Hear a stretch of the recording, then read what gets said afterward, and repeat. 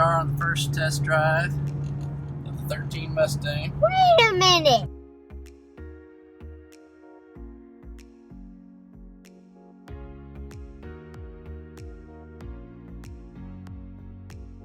This thing is a beast. Man, it drives. Got tons of power. Sorry about the sun in our eyes. Driving right toward it the whole way, but heading to Missouri Highway Patrol to get this inspected so I can get the salvage turned into a prior salvage title. And I found out that normally I would be putting this on a trailer, you know, that's what I did on the last build. But I found out there's a salvage permit that you can get for a one-time use to go from your shop to the Highway Patrol to get it inspected and then back. So man, that saves me a lot of pain trying to get this thing loaded on a trailer when it's so low. So that's really helping. But man, this thing is driving great.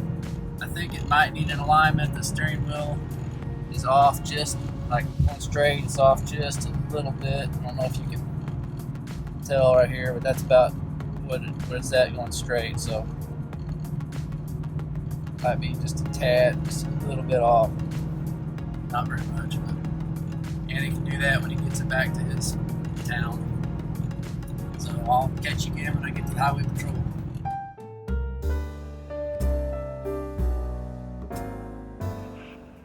There we are at Missouri State Highway Patrol, waiting on the inspection. So hopefully that will come quickly, and we'll get her done and get it passed. A few moments later. Okay, inspection is passed. I'm leaving Highway Patrol, heading back home. So one more step complete. Next is to send in the paperwork.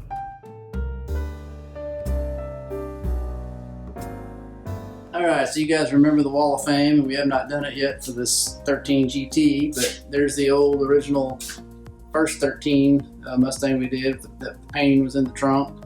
And there's the chicken chunk bucket for the Solstice. There's the 66 grill. And what did we choose for this 13 GT that is very memorable of it? What is that, Andrew?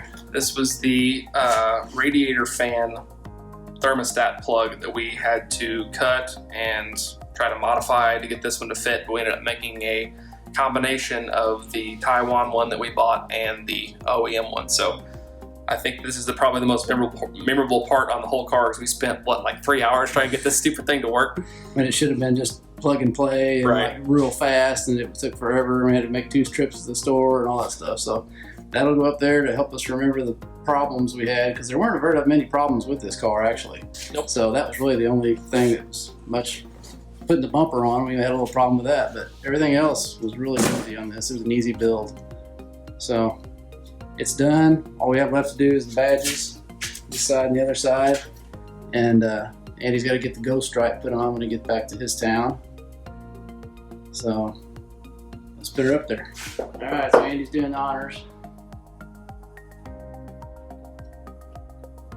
You're gonna be like, what is that? All right, that's all that we had to show for the 6 or the 13. Alright guys, just added the final touch to the 2013 Mustang GT rebuild. S550 style 5.0 badges. I think these things look a lot more sleek than the 2011 to 2014 bubble letters is what I call them. Let me know what you guys think and if you would have done the same thing or if you like the other style better, but I think these look sweet and round out and complete the whole side profile there. Alright guys, so the next thing we're going to do is give this car a wash. This thing is absolutely disgusting. Just from sitting outside and then Dad driving it to the State Highway Patrol and back, it just got a whole bunch of road dirt on it and some bugs on the front bumper here, and then just the whole thing is really disgusting. So we're also going to do a product review. We've been hearing a lot about Patterson Car Care, and so I got some Brake Dust Pro wheel cleaner and some fat foamer. We're going to try them out and let you guys know how they are. We've been big fans of ThatDudeinBlue for a while, and I've been watching him personally for the last, like, I don't know, 5 to 6 years, following the Smurf build and all that kind of stuff. So I heard a lot about his car wash and detailing company, so we're going to try it out and see how it works on my 2013 Mustang GT.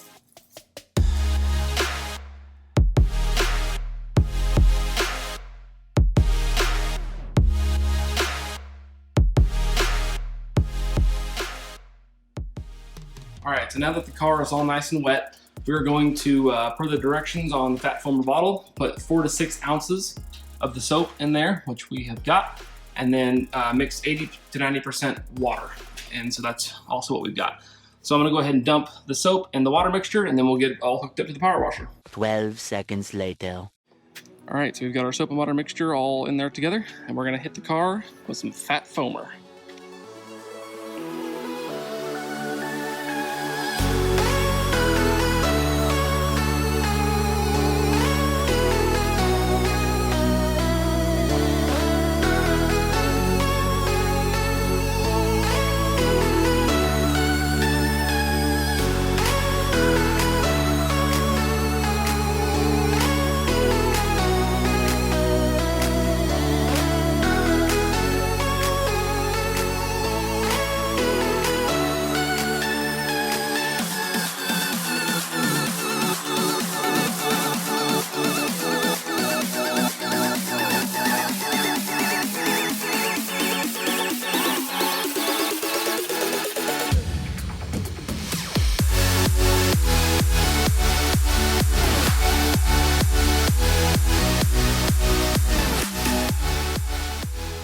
Patterson Car Care actually work?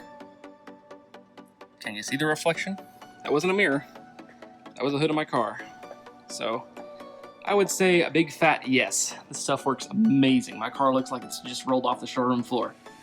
All right, as you can tell, this wheel is absolutely filthy. So we're gonna try out Patterson Car Care's Brake Dust Pro Touchless Wheel Cleaner. So what you're supposed to be able to do is just spray the stuff on the wheel, let it sit for 45 to 60 seconds, and then rinse it off with the power washer. So we're gonna try this stuff out and see how well it works.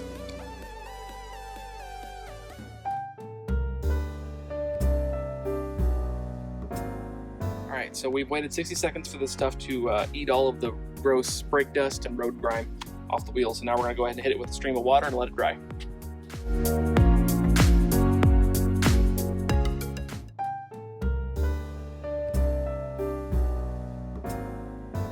So you guys remember what these wheels look like just about 10 minutes ago? Look at that, they look brand new.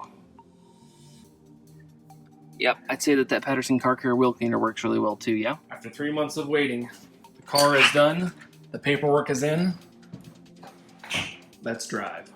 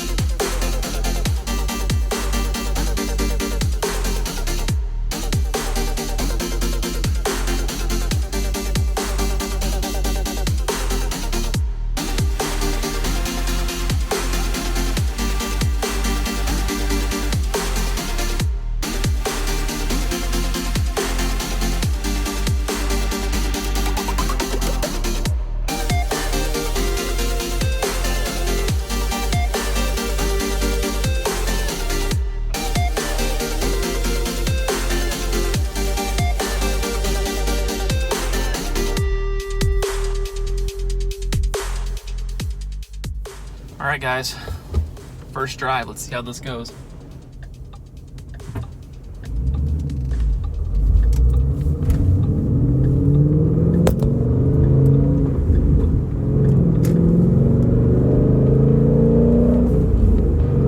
Too much power. Yeah, this car sounds insane.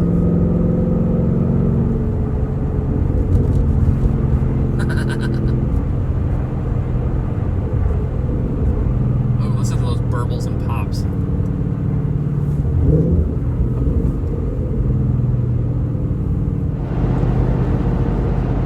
This thing is sweet. Absolutely love it. The sound of this car is just absolutely insane. The exhaust note is incredible with the Borla exhaust on this thing. Love it. The blinker in this car is very soothing as well. it's not obnoxious like the other ones. It's because we have the sequential taillights, there's a little bit more time, so it's not just like... And this is weird too because I've only ever driven a cable clutch transmission. This one's hydraulic, so it stiffens up and gets more firm in the higher RPMs, so you have to kind of punch it. Very strange, but I guess it beefens it up a little bit so you don't have to worry about having, you know, a snapped cable or whatever, so.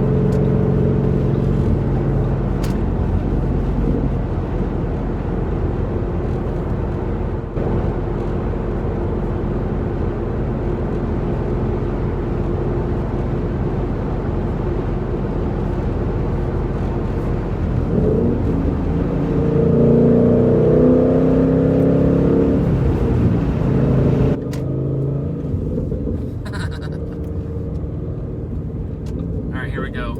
Another arm on-ramp.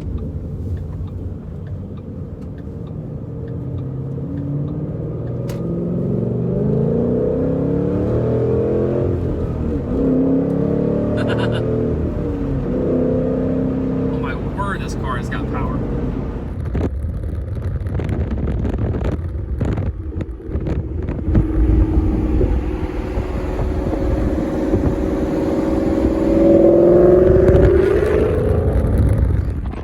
Hey guys, thanks so much for watching this week's video, the finale of the 2013 Mustang GT rebuild. Man, I feel like we've done so much on this car just in the last few months, and if you missed any part of it, there's going to be a card in the upper right hand corner of your screen you can click on to see anything you may have missed.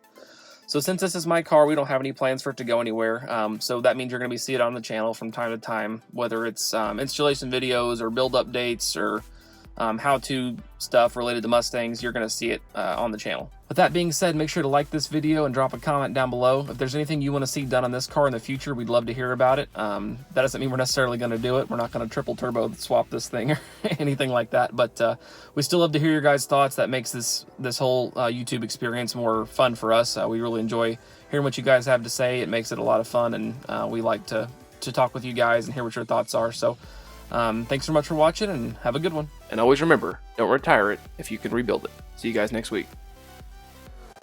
Thanks so much, guys, for tuning in and watching this week's episode of Rebuild It. Make sure you subscribe so you don't miss out on any awesome content. Have a good one.